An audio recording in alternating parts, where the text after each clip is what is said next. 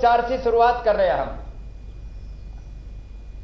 ये आइस ले लिया हमने, इस तरह से अपने फ्रिज के अंदर जमा लिया करें। फ्रिज का खाना तो मत खाना। अब ऐसे एक दो बार तो ऐसे करने में भी अच्छा लगता है, लेकिन फिर ये डायरेक्ट बर्फ की सिकाई ना थोड़ी देर में सहन नहीं होती है, तो फिर इसलिए इसको ऐसे कपड़े में रख करके और ऐसे इसकी सिकाई कर ली ऐसे। इससे एकदम से बीपी कंट्रोल में आ जाता है, चाहे वो 150-200 तक बढ़ा हुआ हो। तो पूरी स्पाइनल कॉर्ड की यहां से नीचे से लेकर के और अच्छा ऊपर तक स्वामी जी, गर्मियों के मालिश मौसम में तो ठंडी बर्फ से सिकाई की जा सकती है, लेकिन सर्दियों के मौसम में क्या करें, और जो ठंडे देश हैं वहां पर कैसे करें? हाँ, ये भी आपका वाजिब प्रश्न है। तो फिर वहां थोड़ा सा कपड़ा थोड़ा मोटा ले ले ऐसे, और मोटा कपड़ा लेकर के और फिर सिकाई करें। लेकिन सिकाई करने के बाद ठंडे के बाद फिर थोड़ी गर्म से कर दें। अच्छा, रिवर्स तो थेरेपी। जैसे अभी देखो ये पूरा पानी सूख गया और ठंडी पूरी लग, ये स्पाइनल कॉर्ड के ऊपर खाली करना है, बाकी जगह जो है कपड़ा ढक करके रखेंगे। तो रीढ़ की हड्डी की ये बंद कमरे के अंदर इस तरह से ये मसाज करेंगे।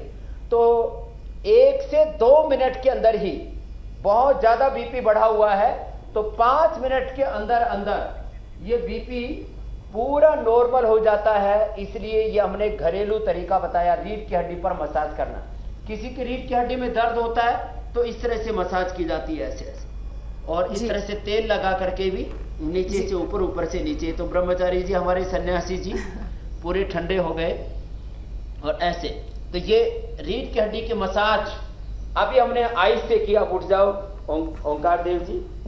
तो ये स्वामी जी, हमने तो घरेलू एक नुस्खा हो तरीका गया बताया जी, लेकिन साथ ही साथ योगाभ्यास भी बताइए। अच्छा है, सबसे अच्छा है ब्लड प्रेशर के लिए प्राणायाम। उसके बाद हम आसन बताएंगे। आसन और प्राणायाम से बीपी 100% कंट्रोल और बाद में क्योर हो जाता है।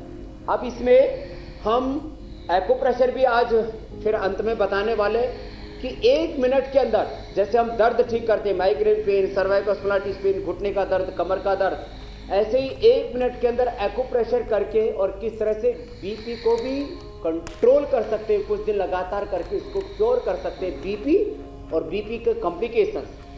फिर जिनको बीपी होता है, मैंने देखा अक्सर उनको हार्ट की भी प्रॉब्लम हो जाती है, किसी को फिर किडनी की भी प्रॉब्लम हो जाती है, किसी को साथ में डायबिटीज भी होती है, ओबेसिटी भी होती है, कोलेस्ट्रॉल भी बढ़ा हुआ होता है। तो सबसे पहले बीपी के लिए प्राणायाम से शुरुआत कर रहे हैं और फिर आसन बताएंगे। देखो जी, बीपी में प्राणायाम सामान्य लाभ करते हैं। बीपी है, कैंसर है, SLE-MS ऑटोइम्यून डिजीज है, कोरोना है, कुछ ऐसी बीमारियां हैं जिसमें सबसे ज्यादा 90% बेनिफिट प्राणायाम करता है। तो प्राणायाम में सबसे पहले सावधानी, जिनको ब्लड प्रेशर है उनको जोर से नहीं करना, ऐसे नहीं करना, और ऐसे तो कतई नहीं करना जोर वाला।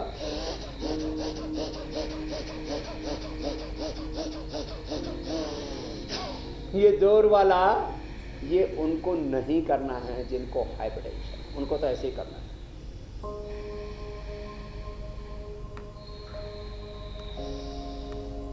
ऐसे करना आराम। और कितनी देर तक करना है स्वामी जी? भस्त्रिका 3 से 5 मिनट आराम आराम से श्वास लेना छोड़ना। अब कैसे ये बीपी को ठीक करता उसका मैकेनिज्म बताता है। बीपी बढ़ता है स्ट्रेस बढ़ने से। स्ट्रेस माने फिजिकल स्ट्रेस, आपके फेफड़ों में स्ट्रेस है, सांस लेने में, श्वसन तंत्र में आपको फिर दिक्कत होने लगती है। आपके पेट में स्ट्रेस है, लीवर में, किडनी में, इंटेस्टाइन में, पेनक्रियास में, आपके हार्ट में स्ट्रेस है, आपके पूरे नर्वस सिस्टम में स्ट्रेस है। बॉडी में स्ट्रेस होता है तो बॉडी में अकड़न आ जाती है, शरीर कांपने लगता है, पसीना आने लगता है। श्रीमद् भगवद गीता में भी जो स्ट्रेस के जो लक्षण लिखे हैं वो आज भी ज्यों के त्यों दिखते हैं। वेपतुश्च शरीरे में रोमहर्षश्च जायते गांडीवम संसृते हस्ता त्वक्चैव परिदह्यते न च शक्नोमि अवस्था तुम भ्रमते च मे मन। फिर पसीने आने लगता माथे के ऊपर, यहाँ बगल में पसीना आने लगता है, दिल घबराने लगता है, निश्चय निर्णय नहीं कर पाते हैं। ऐसी स्थिति में जो है 3 स्तर पर बड़े रूप में स्ट्रेस आता है। तो फिजिकल स्ट्रेस ऐसे लंबा श्वास लेने से दूर हो जाता है, ऐसे सांस को देखने मात्र से स्ट्रेस रिलीज होने लगता है। अब दूसरा अभ्यास कपालभाति। ये 1 मिनट में 60 बार, 1 मिनट में 120 बार और 1 मिनट में 200 बार तक होता है। 200 बार वाली देखो ये स्पीड है। क्या स्वामी जी ये एंजाइटी का भी लक्षण होता है? क्योंकि कई लोगों को इतनी ज्यादा एंजाइटी होने लगती है हाई बीपी या लो बीपी में कि उन्हें वॉमिट तक शुरू हो जाती है। हाँ, एंजाइटी है। अब मैं इसके वही एक एक करके 8-10 इसके जो कारण हैं वो भी बता रहा हूं, उनका निवारण भी बता रहा हूं। कॉजेस क्या है, कारण यदि दूर नहीं होगा तो उससे होने वाला कार्य कैसे दूर हो जाएगा? भाई आग जब तक नहीं बुझेगी धुआं कैसे रुकेगा? धुआं तो आग के कारण से, आग लग रही है इसलिए धुआं निकल रहा है, आग बुझा तो धुआं खत्म। अब लोग धुआं बुझाने की कोशिश कर रहे हैं, धुआं हटाने की कोशिश कर रहे हैं, आग नहीं हटा रहे, आग नहीं बुझा रहे। तो ये क्यों होता है? हाइपरटेंशन उसका एक कारण है। किडनी में स्ट्रेस होता है, किडनी में, लिवर में, इंटेस्टाइन में, हार्ट में, ये तो फिजिकल स्ट्रेस हो रहा है। फिर प्रोलैक्टिन, कार्टिसोल, एसीटीएच, एड्रेनलिन, ये जो है हमारे किडनी के पास एक ग्लैंड होता है एड्रेनलिन, वहां स्ट्रेस बढ़ गया। इंटरनल ऑर्गन्स में, यूट्रस में, ओवरी में, प्रोस्टेट में, किडनी में, एड्रेनलिन में, लिवर में, इंटेस्टाइन में, पेनक्रियाज में, स्टमक में, लंग में, हार्ट में, यहां स्ट्रेस है, बॉडी में स्ट्रेस है। एक ऐसे एक स्टोव लगाने से स्ट्रेस का टॉक्सिन्स, ऑक्सीडेंट्स। तो अभी बड़े कारण एंजाइटी, डिप्रेशन, घबराहट, कोई नुकसान हो गया है जिंदगी में, किसी अपनों का वियोग हो गया है, कोई बहुत बड़ा हादसा हो गया है, एकदम से आदमी का बीपी बढ़ जाता है। कुछ लोग सोचते हैं कि नमक खाने से बीपी बढ़ता है, नमक से तो बढ़ता है, स्ट्रेस से भी बढ़ता है। तो ये स्ट्रेस भी रिलीज होता है कपालभाति से, अनुलोम विलोम से। इसके ऊपर हमने क्लिनिकल कंट्रोल स्टडी की हुई है। बीटा एंडोर्फिन, इनकैफ्लिन, सेरोटोनिन, डोपामिन, ये बढ़ते हैं कपालभाति। इसके बाद अनुलोम विलोम बताएगा। तो ये 1 सेकंड में एक बार, मध्यम गति, मध्यम बल, मध्यम शक्ति से करना है। कुछ लोगों ने भ्रांति फैला रखी, जिनको हाइपरटेंशन है, जिनको हार्ट की प्रॉब्लम है, जिनको कमर में दर्द है, उनको कपालभाति करना ही नहीं। ऐसी बात नहीं, कपालभाति करना है, उसी से दूर होगा। और हमने इसके ऊपर क्लिनिकल कंट्रोल ट्रायल करके इंटरनेशनल जर्नल्स उस रिसर्च को, पेपर को पब्लिश करवाया। तो देखो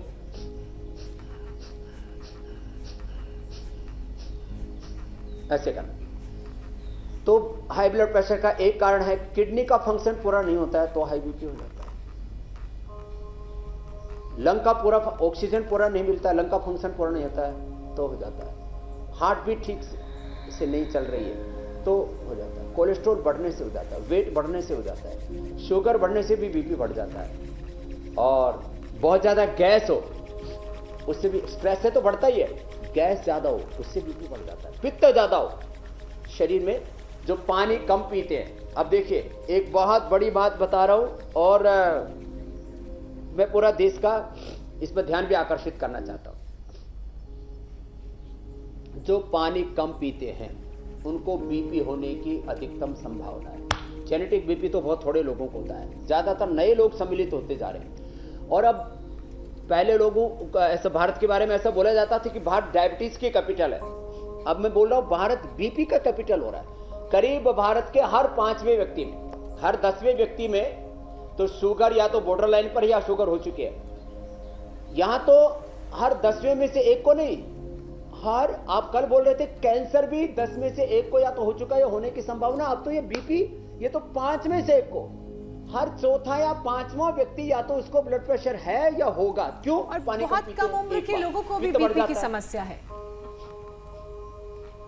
हाँ, बहुत कम उम्र के लोगों को वो किडनी का फंक्शन अच्छा होना होने से, हार्ट का फंक्शन, लंग का फंक्शन अच्छा होने से, ऑक्सीजन पूरा न मिलने के कारण से, उनके पूरे बॉडी के मेटाबॉलिज्म के डिस्टर्ब होने के कारण से। और फिर ये मैं बात बता रहा हूँ, ये मेडिकल साइंस में पढ़ाया नहीं जाता है। ये जो मॉडर्न साइंस पढ़ाई जा रही है, एमबीबीएस एमडी डॉक्टर तैयार हो जाते हैं और उनको पता ही नहीं होता कि बीपी हो क्यों। आप किसी डॉक्टर से पूछो तो वो बोलेगा जेनेटिक कारण से होता है, स्ट्रेस से होता है, अनहेल्दी लाइफस्टाइल से होता है। अब स्पेसिफिक कारण मैं बता रहा हूँ, वहाँ पित्त बढ़ने से, पित्त 3 से 4 लीटर लिक्विड शरीर में जाना चाहिए, नहीं तो किडनी में जो है फंक्शन कम हो जाएगा। किडनी में किसी को तो गांठें तक हो जाती है, क्रिएटिनिन लेवल बढ़ जाता है, पित्त बढ़ जाता है। उससे पित्त बढ़ने से, पानी कम पीने से ब्लड प्रेशर होता है।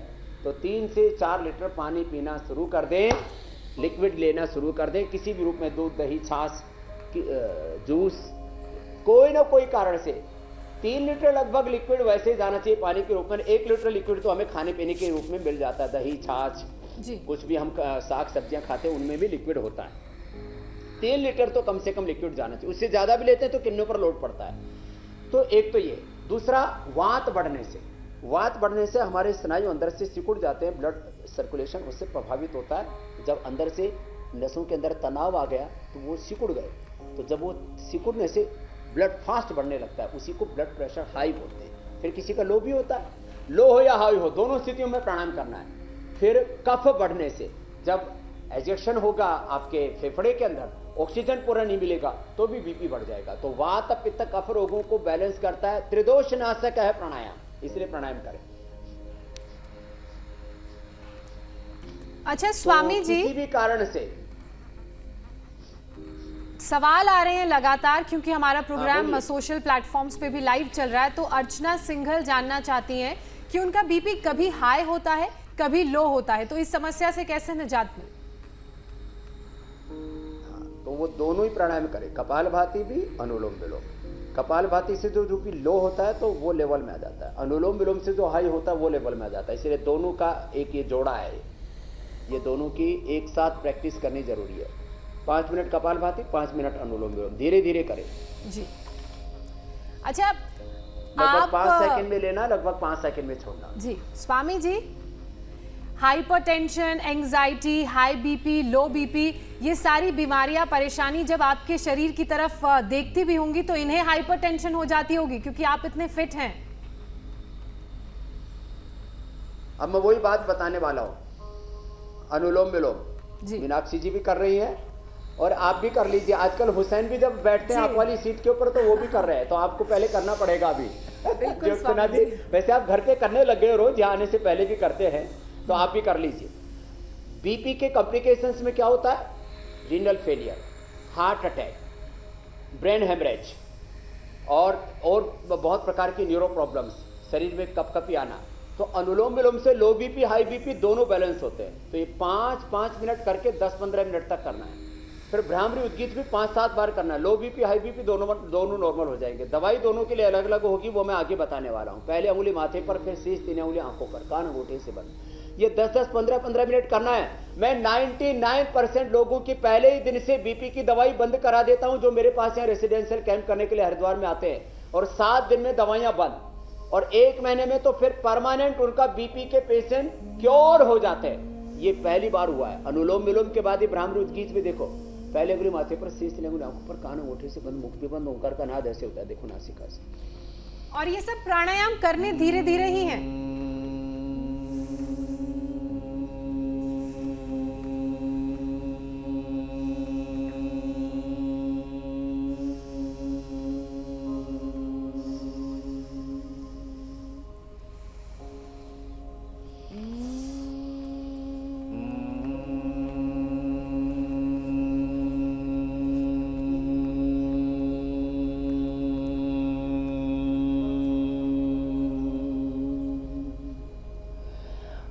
पूरा लंबा सांस लेते हैं, फिर छोड़ते हैं। फिर ऐसे उद्गीत में भी दोनों हाथ ध्यान मुद्रा, पहले अंगुली और अंगुष्ठ ऐसे भाग आपस में मिले, दोनों हाथ ध्यान मुद्रा में, लंबा गहरा श्वास भरते ऐसे।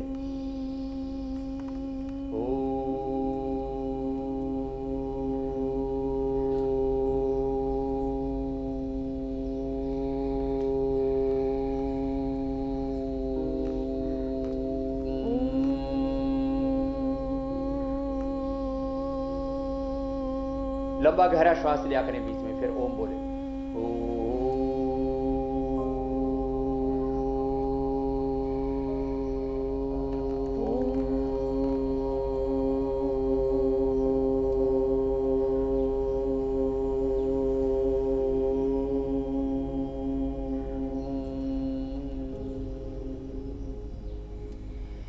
ऐसे 5-7 बार ये कर लिया। तो 5 प्राणायाम तो जरूरी है, भस्त्रिका, कपालभाति, अनुलोम विलोम, भ्रामरी उदगी। फिर शीतरी शीतकारी, ये भी बहुत जरूरी है। बीपी एकदम से नॉर्मल, अभी यदि किसी का 150 यहां तक कि 200 तक बीपी हो जाता है ऊपर वाला, और नीचे तक का 120 तक आ जाता है, और मैं एकदम से विद इन 15 to 20 मिनट, जैसे हमने शुगर नॉर्मल किया था, ऐसे एकदम से with in 30 minutes to 1 hour एकदम से बीपी नॉर्मल। शीतरी शीतकारी ये भी 5-7 बार करा देते हैं।